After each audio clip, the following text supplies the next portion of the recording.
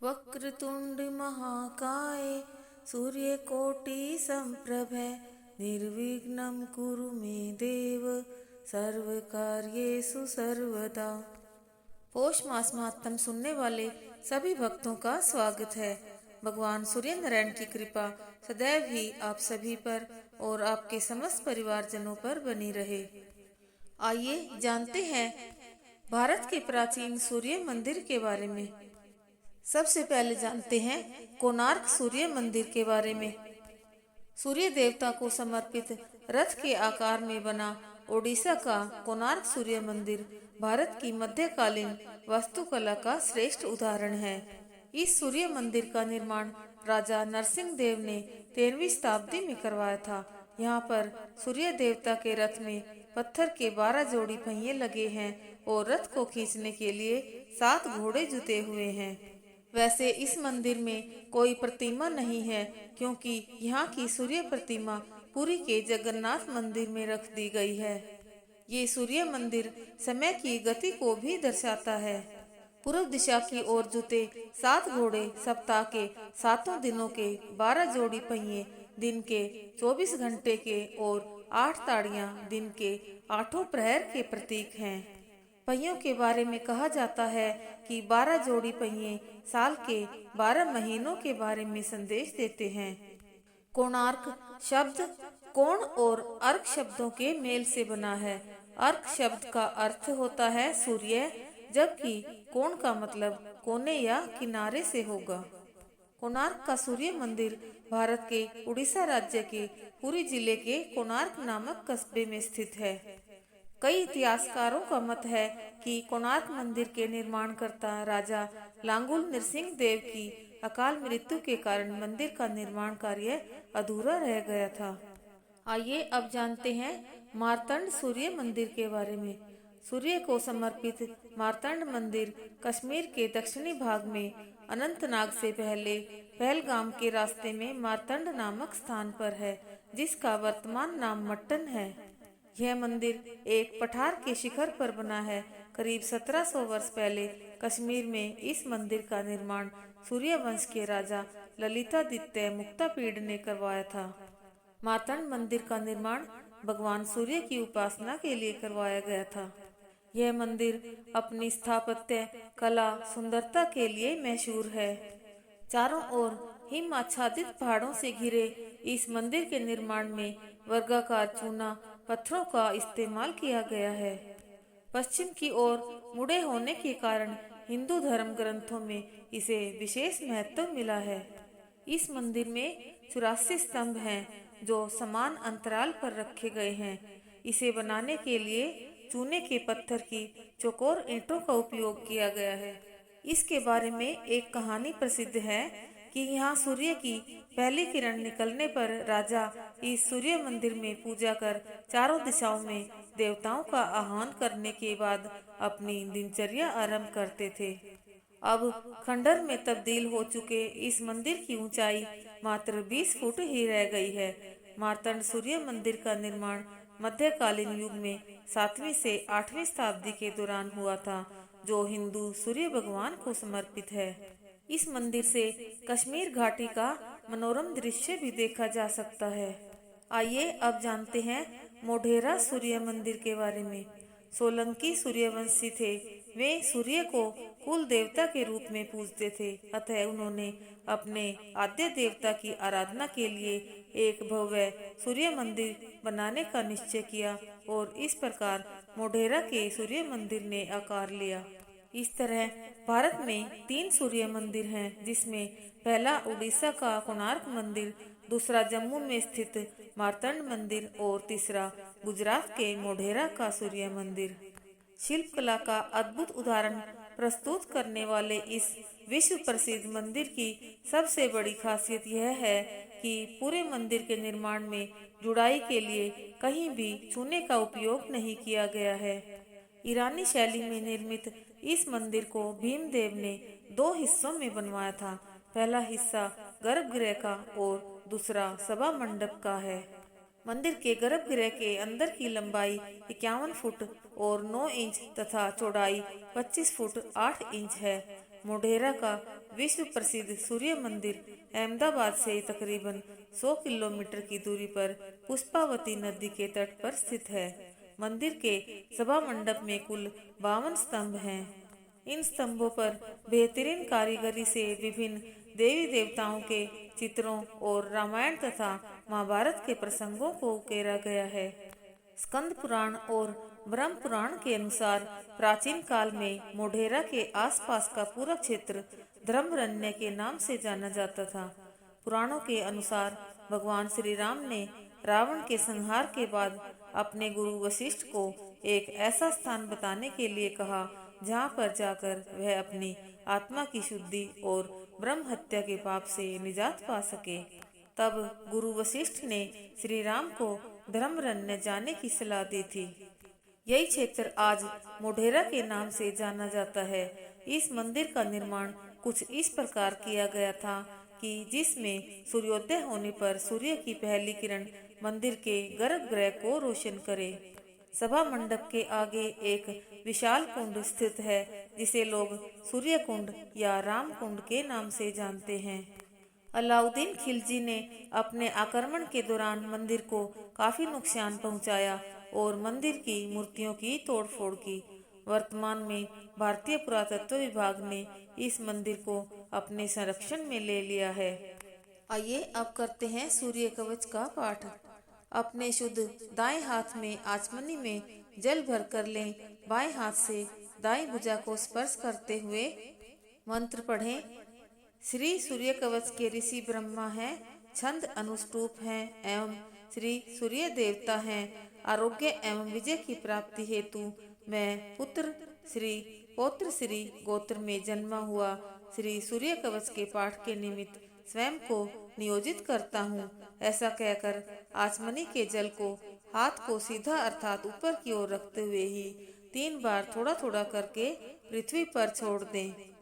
उसके बाद निम्नलिखित श्री सूर्य कवच का अपने अभिष्ट अंगों को स्पर्श करते हुए जाप करें। याज्ञवल्क्य जी बोले, हे मुनि श्रेष्ठ, सूर्य के शुभ कवच को सुनो जो शरीर को आरोग्य देने वाला है तथा संपूर्ण दिव्य सौभाग्य को देने वाला है। चमकते हुए मुकुट वाले, डोलते हुए मकराकृत कुंडल वाले 1000 किरण सूर्य को ध्यान करके यह स्तोत्र प्रारंभ करें। मेरे सिर की रक्षा भास्कर करें, अपरिमित कांति वाले ललाट की रक्षा करें, नेत्र आँखों की रक्षा दिनमणि करें तथा कान की रक्षा दिन के ईश्वर करें।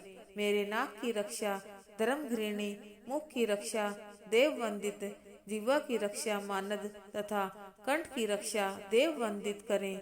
सूर्य रक्षात्मक इस स्तोत्र को भोजपत्र में लिखकर जो हाथ में धारण करता है तो संपूर्ण सिद्धियां उसके वश में होती हैं। स्नान करके जो कोई स्वच्छ चित्त से कवच पाठ करता है वह रोग से मुक्त हो जाता है, दीर्घायु होता है, सुख तथा यश प्राप्त होता है। शुद्ध सूती अथवा ऊनी आसन पर पूर्वाभिमुख होकर प्रातःकाल इस कवच का प्रतिदिन कम से कम 1 बार जाप अवश्य करना चाहिए।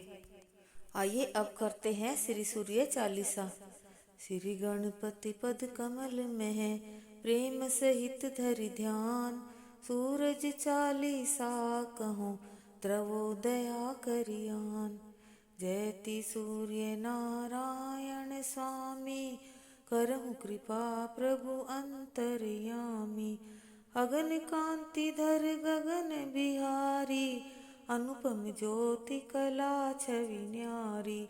युग सहस्त्र योजन तनु राजे, माथे कनक मुकुट मणि साजे। कुंडल कलित कपोलन सोहे, सोलखि तेज तेज पति मोहे।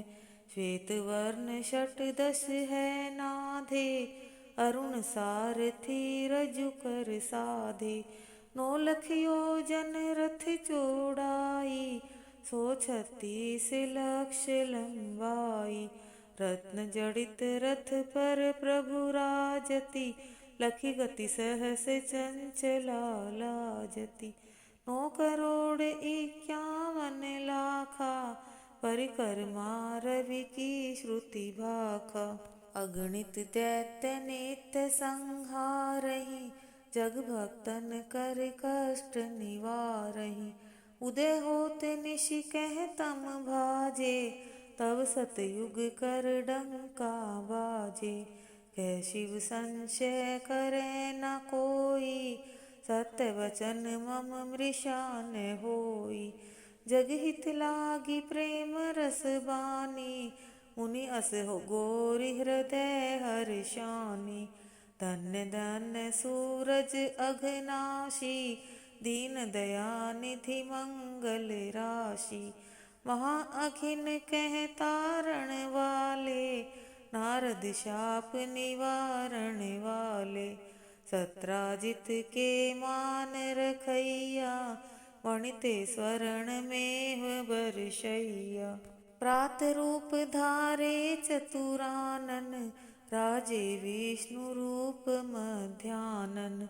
शंभु रूप धरि साय काला, त्रिभुवन माहि करे प्रतिपाला। वर्ष बीच पुनि बारह जामा, धरि भक्तन कर पूजे ही कामा। छठ ऋतु दिन तिथि वर्ष महीना, पलक मुहूर्त तुम्हें आधीना। खग मृग जीव जंतु नर नारी, घन गर्जन नभ वर्षत बारी। वृक्ष लतादिक प्रभु तव जानत, फूलत फरत झरत पुनि जामत। चंद्रादिक नव ग्रह नभ तारे, ये सब तुम रही नाथ सहारे। धन्य सूर्य नारायण स्वामी, दिव्य दृष्टि दे अंतर्यामी। करहूँ वेगी अब पूर्ण आशा, होई हृदय मन ज्ञान प्रकाशा। जो यह चरित सूर्य को गावे, सब सुख भोग परम पद पावे। नमत राम सुंदर प्रभु दासा, लग परियाग आश्रम दुर्वासा। रवि चालीसा प्रेम युत पाठ करे धरि ध्यान, सुख संपत्ति आयु बढ़े होई सदा कल्याण। आइए अब करते हैं भगवान सूर्य जी की आरती। ओम जय कश्यप नंदन स्वामी जय अदिति नंदन, त्रिभुवन तिमिर निकंदन भक्त हृदय वंदन। ओम जय कश्यप नंदन सप्त अश्वरथ राजित, एक चक्रधारी स्वामी एक चक्रधारी। दुखहारी सुखकारी मानस मलहारी। ओम जय कश्यप नंदन सुर मुनि भूसुर वंदित, विमल विभवशाली स्वामी विमल विभवशाली। अग दल दलन दिवाकर दिव्य किरण माली।